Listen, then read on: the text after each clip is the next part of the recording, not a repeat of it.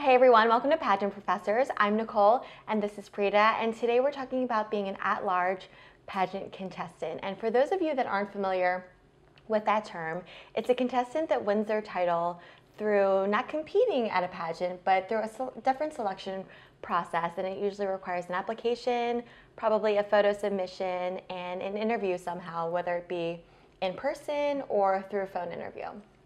It's important to know that even though there isn't a traditional pageant for this title, doesn't mean it's any less important. No. Or that the process can't be any less rigorous.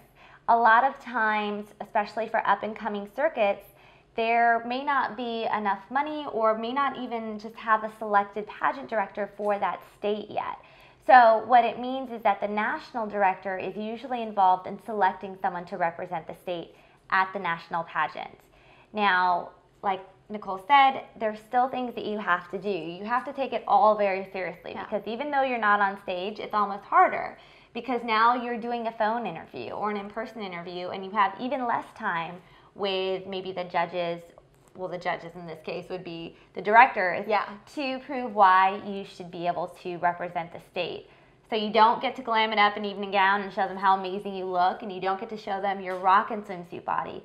It's a lot more based now on how you speak, how you present yourself. It's almost like winning a title based only on interview. Absolutely. And, you know, I can only think about our How to Sound Like a Beauty Queen video, and it talks about your tone, your enthusiasm, and just what you can bring to a conversation just by speaking. And it has nothing to do with what you're wearing, what you look like, and it's really difficult because a lot of times, you know, you can rely on your great hair and your great outfit. Exactly. And you know what that can bring to a conversation, but this is it's a lot more difficult because you're limited to what you can say. So before we go on, we're going to discuss the advantages and disadvantages of this because there are two sides, but I think it's important when we're talking about the selection process for how they should prepare for it. Yeah. And like you said, referencing the How to Sound Like a Beauty Queen, there's so much about your tone and your enthusiasm, but really a director, especially if this is an up-and-coming pageant, is looking for someone who's going to represent the state and the pageant itself very well. So are you able to take it, run with it, get great publicity, do a lot in your community without maybe the same type of resources and backing that a larger pageant has? Directors really want someone that's going to be a self-starter. And so if you're able to convey that in your interview with the director or meetings with the directors, that will go a long ways. Definitely. Well, you know, that takes us into, do you want to talk about advantages or disadvantages first? I think we could just tackle them one by one. Okay. Yeah. So I think, you know, a great advantage of being an at-large contestant is the overnight celebrity. Right. You know, once you're selected, you're now a title holder and you can run with it. You can start making appearances when you have your banner and your crown, and it carries the same amount of clout as someone that competed at nationals, or at states rather, or at their local competition. And you know, when you hit the national stage, you know, you're equals. Right. It doesn't matter if you're an at-large contestant or if you competed. Right. You are equals. Well, and it's important to remember that a lot of times in these pageants, like we said, there's a lack of a director in a certain state, but that's not the case. So someone in Miss California may have had to go through the entire competition, and you might be at large, but you're both going to be competing on the same stage for the same title. And so it really does put you on equal footing. I think this is a fantastic option for almost both ends of the spectrum. Yeah. We'll talk about it a little more, but I think if you're just getting started and want being a title holder, even if you haven't been on the stage before, being a title holder in itself, the people you meet, how you carry yourself, the things you learn on the way are great experience. Definitely. So maybe you're looking at competing at one of the more competitive states later. This could be great primer for you to do that because now you know what it's like to be a title holder. But if you're also at the end of your a pageant veteran, you already know the ropes. Exactly. You know what to do, so you may not. It's just as good for you to become an at-large title holder because you've been through it, you know what it's like, you can handle it on your own. Yeah. Well, and I love the at-large route for contestants that really have a great cause that they want to bring awareness to. Right.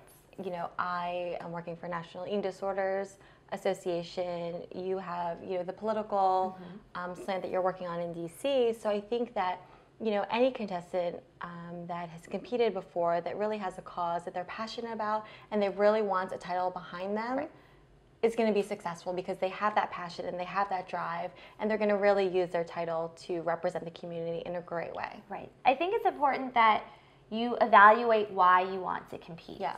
A lot of times if you're an at-large title holder, you don't, like we said, you don't have a director, which means you kind of don't have as much support behind you on the day-to-day stuff. If you have been a title holder for one of the more established systems, or a system that has a director, you generally have someone saying, here's an appearance, go there, wear this, do that, I've made this contact for you, I've got you this sponsor. But if you're an at-large title holder, a lot of that is stuff that you have to do yourself. Like I mentioned, it's a great learning opportunity. It's also a great opportunity if you already know how to do that. If you've been a title holder and know how to get sponsors, if you know how to pick out a great gown for yourself, it's a great way to do it. And any at-large contestants, we have great resources on the site to get you through it. Definitely. Well, I think another disadvantage of being an at-large contestant is all the fundraising that has to go behind it, because typically when you win your local title or when you win your state title, your national entry fee is already paid and it comes within the prize package that you've won, having won that title. So if you don't go through that process, yes, you get the title right away, and yes, you have the overnight celebrity, but you don't get the financial backing that competing would have given you. Right, or the support. I mean, pageant directors that are running, they have contacts. They've been doing this, they've had winners, so they probably have established relationships with photographers that may be included, your headshot might be included in your prize package, or sponsorships from local businesses might already be included in your prize package. But if you're an at-large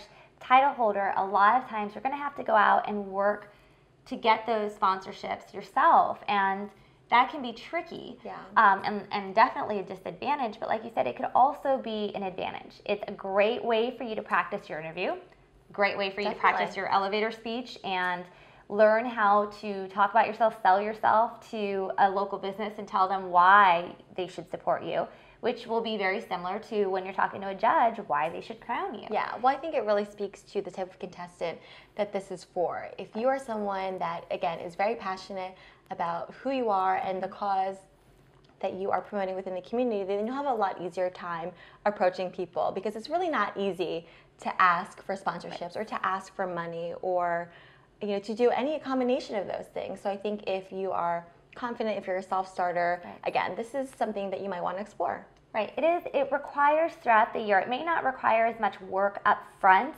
because you're not having to go through the standard competition, but I'd almost say that it requires more work throughout your reign. It does. Because rather than winning and being able to hand it off to a director to say, hey, tell me what to do and where to go, you've now got to go out and get that support yourself, which requires some work, some dedication, and like we said, directors are looking for title holders that are going to do a lot with their title. So don't think that you can win the crown, represent your state, and do nothing with it. Step back, say, hey, I'm Miss So-and-so, and that's it. You actually have to go out and be active in your community, be a representative. So you have to decide if that's something you want to do. Yeah. Well, the other side of that, I think, is you make your year whatever you want it to be. So you can reach out to the organizations that you want. It doesn't have to be whatever the last title holder did. It can be completely different appearances, and everything that's really catered to what you're interested in. So I think that's a great advantage.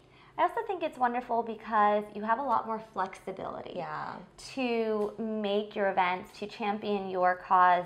Like we talked about, established directors might have established sponsors that they have to work with, or causes that they want you to promote. Here, like you said, you get to dictate your reign. You get to really make of it what you would want. So if you have a cause that you're passionate about, you really get to take it and run with it. Definitely. But you were also talking about cost and entry fee to nationals. But I think it's also important to know that if you do compete, whereas if you're competing in a pageant, you might have a $500 entry fee or a $700 entry fee. A lot of times, if you're going at large, that entry fee or the fee that it costs to become the title holders can sometimes be double what you would pay just to compete. Yeah.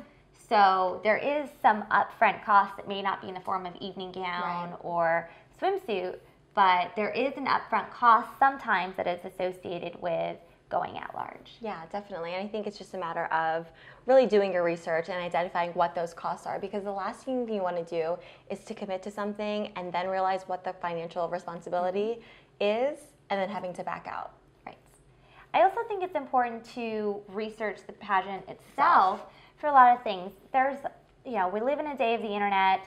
There's so many scams and stuff going out there. You don't want to mail in a check to an unknown person that you've never spoke to, get a crown and title in return, and that be the end of it. Right. You want to just as you are representing a cause that is important to you when you're going out into your community or getting sponsors, you want to make sure that you are representing to your sponsors that you're with a well-run, established pageant system that is reputable. So make sure that you're doing your research. You're finding a pageant that really takes it seriously. Like we said, sometimes there's just not a director or there's just not enough interest in that region for them to actually host an entire pageant. But it doesn't mean that the pageant itself isn't a reputable one. Yeah, that's a great point. Earlier you talked about pageant veterans versus newbies. And, if you are a newbie and you're going at large for your first pageant, that means the first time you step on a stage is going to be at the national competition. And that could be that can be terrifying. I mean, being a veteran, it's already terrifying stepping on a stage at, some moments. So I think that you have to be prepared for that experience. I definitely agree. I mean, we've talked so much about what our first pageant experiences were and all the things we didn't know. So you have to be aware that going into this, if you've never stepped foot on a stage before, nationals are very competitive. Yeah. They take it to a whole new level. So you have to be prepared for what's coming. Do your research, watch lots of pageant professor videos, and learn everything you can to prepare yourself for what's coming. But like we talked about, it also can be a great first start. Definitely. It's a great way, being able to get to a national stage for your very first pageant. Maybe you won't win, maybe you will. Yeah. But either way, it's great experience. The things that you'll learn, if you get there and you're like, whoa, I'm way over my head, that's okay. Take in the experience, learn, take in notes, because that will benefit you next time around. Definitely. So that is a little insight, the advantages and disadvantages of being an at-large contestant. If you have any thoughts or you're considering competing at large, let us know, and we hope to answer some more questions.